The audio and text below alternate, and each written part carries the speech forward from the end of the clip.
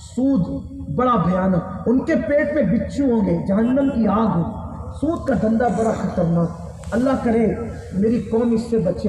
حدیث پاک میں آیا ہے کہ آخری زمانے میں سود اتنا عام ہو جائے گا کہ جو بچنا چاہیں گے ان تک بھی سود کا گرد و غبار پہنچ کر کے رہے گا۔ جو بچنا چاہیں گے، بچنے والوں تک غبار پہنچے گا، جو بچنا نہیں چاہیں گے وہ تو ڈوب ہی جائیں گے۔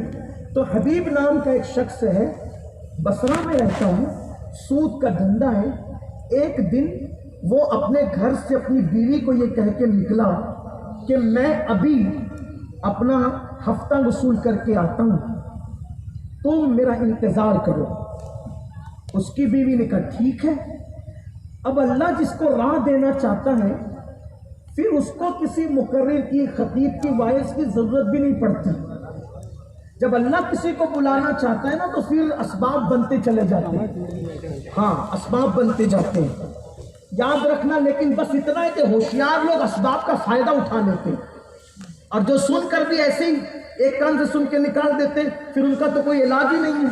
تو ایسے ہی ہوا، حبیب جب گھر سے نکلا تو بصرہ کے چھوٹے چھوٹے بچے وہ کھیل رہے تھے۔ اس زمانے میں بچوں کی بھی کیا تربیت کرتے تھے ماں باپ لوگ۔ جیسے ہی حبیب سود خور اس کا نام پڑ گیا تھا اس جوان کا، تو جیسے وہ نکلے حبیب، بچوں نے کہا ہٹو ہٹو ہٹو، حبیب سود خور آ رہا ہے، اس کے پیروں کا غبار اگر ہمیں لگ جائے گا تو اللہ ہم سے ناراض ہوگا۔ اور بچے یہ کہہ رہے تھے۔ حبیب نے جب یہ جملے سنے تو دل پہ نشتر کی طرح لگے، نشتر کی طرح۔ بچے ہٹ گئے، حبیب بوجھل قدموں سے گئے اور بوجھل قدموں سے جا کر ایک دروازے پہ دستک دی اور کہا کہ اندر سے آواز آئی کون؟ تو کہا حبیب۔ تو کہا دیکھو ہم نے تم سے سود پہ پیسے لیے مجبوراً، تو مگر پیسوں کا انتظام نہیں ہو سکا، میرے شوہر انتظام کرنے گئے، آپ واپس جائیں، ہم آپ کے گھر پہنچا دیں گے۔ حبیب نے کہا تجھے نہیں پتا کہ میں جس کے دروازے پہ جاتا ہوں لیے بغیر ٹلتا نہیں ہوں؟ ٹلنا میری بے عزتی ہے، جلدی سے پیسے دے ورنہ اتنا چلاؤں گا کہ پورے محلے میں بے عزت کر دوں گا، لوگوں کو پتہ چلے گا کہ تم نے سود سے پیسے لیے۔ لوگ تو مجھے جانتے ہیں میں سود خور ہوں، لیکن تمہیں تو شریف جانتے ہیں، میں تمہیں بدنام کر دوں گا چلا کر کے، جلدی پیسے دو۔ اس نے کہا دیکھو پیسے نہیں ہیں، ہمارے گھر میں کئی دن کا فاقہ ہے، فاقہ۔ میرے شوہر قرض کے طور پہ بکری کے سر اور پیر قرض کے طور پہ لائے مان کر، ہم نے اب بھی لا کر کے رکھا ہے، اگر تم چپ چاپ چلے جاؤ تو بکری کے پائے اور سر میں تمہیں دے دیتی ہوں، ٹلنے کی یہ اجرت دیتی ہوں، یہ بھی سود کے طور پہ لے جاؤ، لیکن ٹل جاؤ، ہماری عزت سے نہ کھیلو۔ آج کل لوگ ناک نہ کٹ جائے، بیٹی کی شادی کرنی ہے تو سود سے پیسے لاتے ہیں۔ جتنا بڑا گناہ سود لینا ہے اتنا ہی بڑا گناہ سود دینا بھی، سود پر گواہ بننا بھی اتنا ہی بڑا جرم ہے۔ یاد رکھنا سود لکھنا بھی اتنا ہی بڑا جرم ہے۔ یہ جو کہتے ہو نا ہم مجبور تھے، مجبور کون سی مجبوری ہے تمہارے ساتھ؟ مت لو سود، سود کی طرف مت جاؤ، سود تباہی ہے، بیاج تباہی ہے۔ بچی کی شادی اگر ایک ڈرم شربت پہ کر سکتے ہو تو کر دینا، سود نہیں لینا۔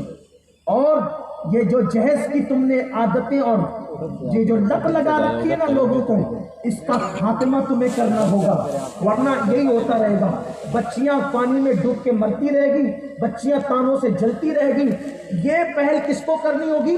بیٹے کے باپ کو، بیٹوں کے گھر والوں کو۔ اگر نبی کے عاشق ہو یہ تحریک چلاؤ، ہم ایسی شادی کریں گے کہ جس میں ایک تار بھی نہیں لیں گے دلہن والوں سے، ایک گلاس بھی نہیں لیں گے دلہن والوں سے۔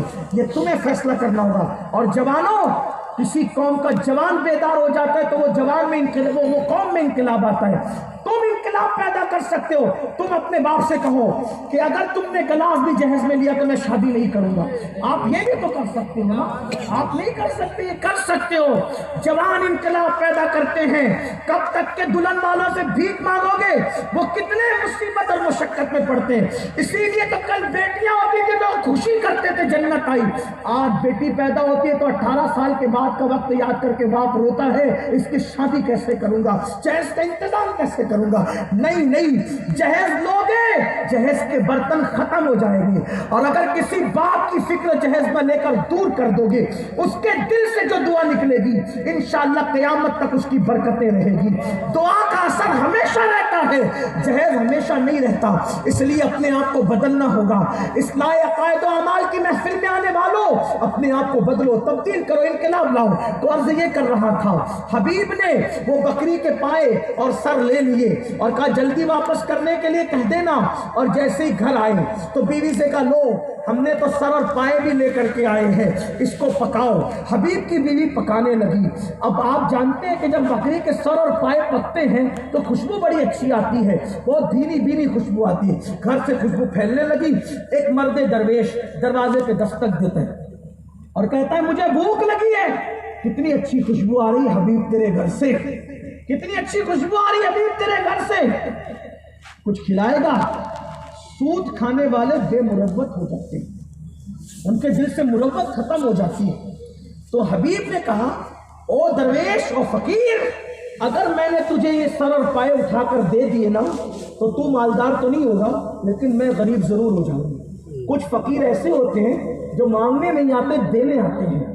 بس اس فقیر نے کہا حبیب بہت وقت گزار دیا تم، قیامت قریب ہے، موت قریب ہے، کیا وہ وقت نہیں آیا کہ تو پلٹے اللہ کی طرف؟ کب تک یہ سود کی رقم پہ عیش کرتا رہے گا؟ مرنے کے بعد تو کچھ بھی نہیں لے جائے گا ساتھ میں، کس کے لیے؟ کہتے ہیں کہ بچوں کے جملوں نے تو دل کو نشتر لگائی دیا تھا، چوٹ لگائی دی تھی، فقیر کے جملوں نے اور چوٹ لگائی۔ وہ تو چلا گیا۔ جب دسترخوان بچھا، حبیب کی بیوی نے جیسے ہانڈی رکھی، بھوک زور سے لگی تھی، ہانڈی کھلی تو وہ بکری کے سر اور پیر خون بن چکے تھے۔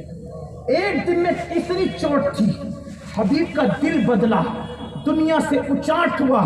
حبیب نے سوچا حبیب بہت ہو گیا، دنیا دنیا دنیا بہت ہو گئی دنیا۔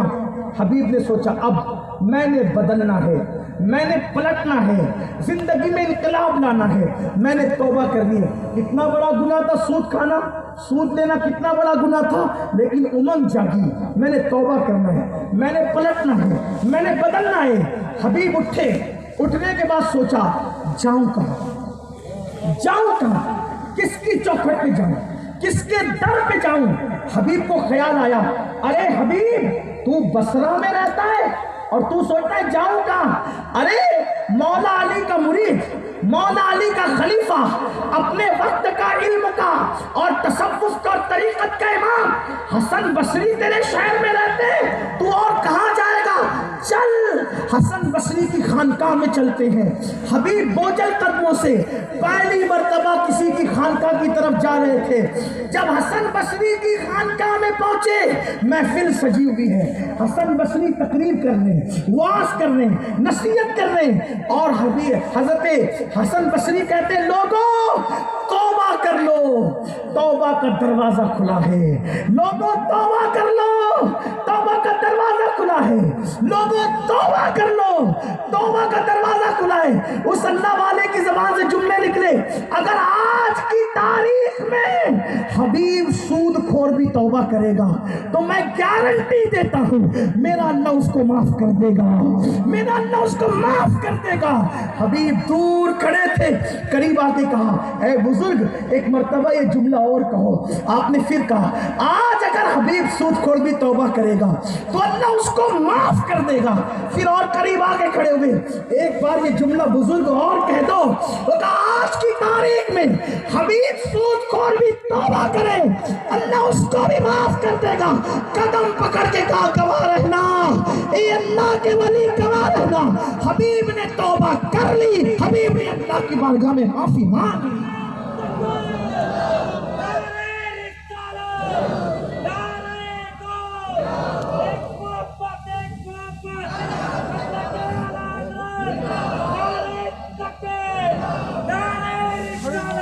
رضوان میں آ گیا، نعرہ تکبیر، نعرہ رسالت، نعرہ تکبیر، آواز کھولو مائک کی، نعرہ تکبیر، نعرہ رسالت، نعرہ غوثیت، مسلک اعلیٰ حضرت حضور سید رضوان میاں صاحب اللہ۔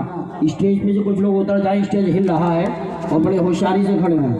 نعرہ تکبیر، نعرہ رسالت، نعرہ غوثیت، مسلک اعلیٰ حضرت نبیر بادشاہ بالگرام حضور سید رضوان میاں صاحب قبلہ، حضور سید رضوان میاں صاحب قبلہ، علماء اہل سنت حضور سید رضوان میاں صاحب قبلہ، نبیر بادشاہ بالگرام شریف، علماء اہل سنت، علماء اہل سنت، فیضان واحدی کمیٹی، علماء اہل حضرت کو آنے دیں۔ دیکھیے بیعت بھی نہیں ہونا چاہیے، خیال رکھیں، بہت ہی ادب و احترام کے ساتھ، بہت ہی ادب و احترام کے ساتھ حضور کو اسٹیج پر لایا جائے۔